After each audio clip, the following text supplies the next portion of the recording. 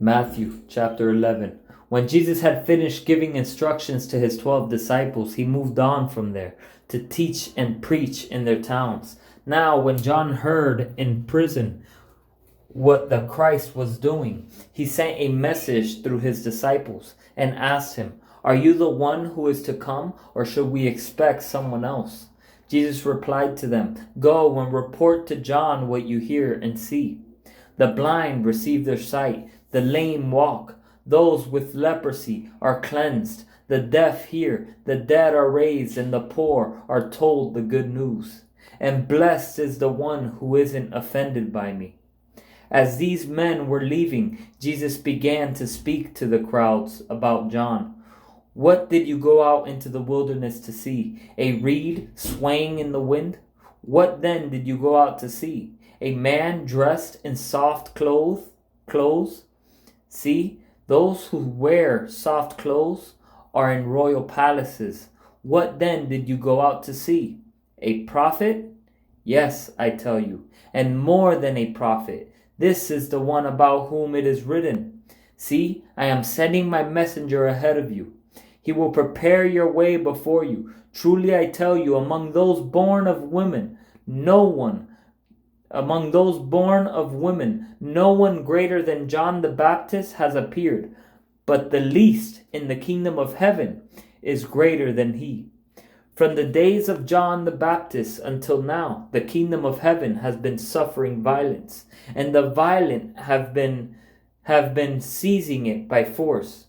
For all the prophets and the law prophesied until John, and if you're willing to accept it, he is the Elijah who is to come. Let anyone who has ears listen. Let anyone who has ears listen. To what should I compare this generation? It's like children sitting in the marketplaces who call out to other children. We played the flute for you, but you didn't dance. We sang a lament, but you didn't mourn.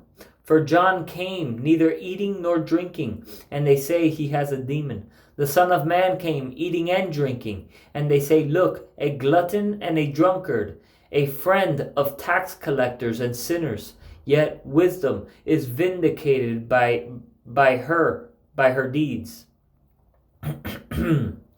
Then he proceeded to denounce the towns where most of his miracles were done, because they did not repent.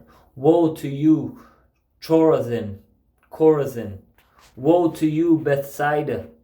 For if the miracles that were done in you had been done in Tyre and Sidon, they would have repented in sackcloth and ashes long ago.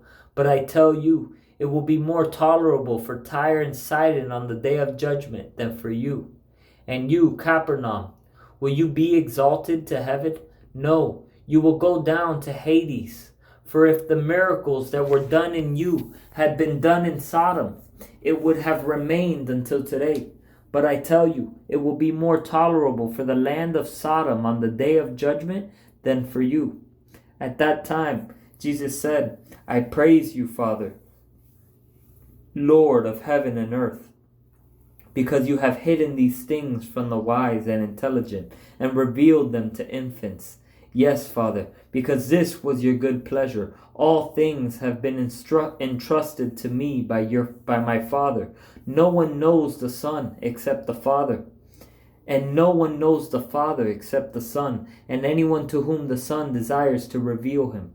Come to me, all you who are weary and burdened, and I will give you rest.